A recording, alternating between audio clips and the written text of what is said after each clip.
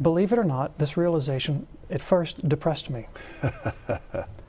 because I realized that everything that I had ever thought or been taught or held dear or prayed through or studied or trusted was wrong. And it depressed me. And I went through a period of real struggle and difficulty before I actually entered the church. And this is where the spiritual, I mean, all this intellectual stuff led up to, now the spiritual and the emotional begin to play a role.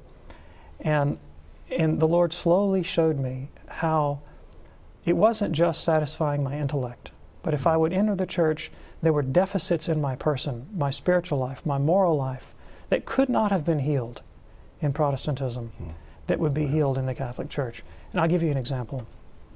Luther, I believe, was bipolar. This is my personal opinion from studying him. If you've read Luther, you know he was always going from extreme to extreme. Depression, elation, God and the devil, you know. Yeah. And he imported that into his theology. He actually talked about, he called it his Anfechtung. You know, this is a part of the Christian life for him. And he identified that depression with his experience of law and condemnation, and his elation with his belief in justification by faith.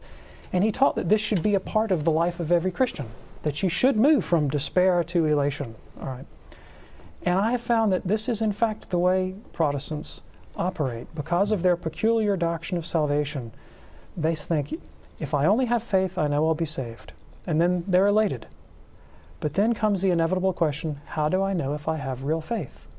Well, the way they define faith is partially experiential. There's a warming of the heart. There's an emotional, I love Christ. There's this drawing. There's a subjective component to what constitutes real faith. Well, that can always be called into question. And so I have dear family members that struggle sometimes. Have I had a real faith? Have I had a real conversion? So they have, oh, I have faith, I know I'm saved. Oh, but do I know I have real faith?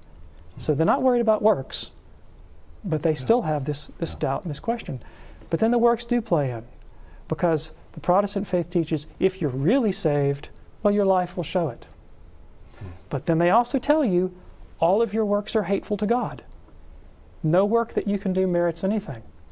So you'll have works, but works are hateful. But you have faith, but did you have real faith? And so there's this constant back and forth between these two poles. And I found in the Catholic Church a glorious, brilliant, refreshing objectivity. There's no doubt about what the faith is, and there's no doubt about whether I believe it, because faith is an assent to what the Church teaches to be revealed by God. You either assent or you don't, and you don't have to worry about feelings. Yeah. And the question of forgiveness, you know, Protestants always teach, when you're growing up, Catholics are the ones that are supposed to be neurotic. And the confessional is supposed to be the worst place on the planet. This is what we're taught. You know, this is why Luther was so messed up, because he'd been to all those confessions. When I went to my first confession, it was like a shower from heaven. It was the most glorious experience of my entire life. When I heard those words of absolution, when the priest said, I absolve you from your sins, and I knew that Christ had said to him, through the apostles, whoever sins you forgive are forgiven. He didn't attach any qualifications.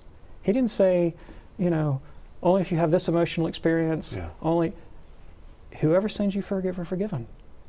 And if you say, I'm sorry, and you mean it, they're gone.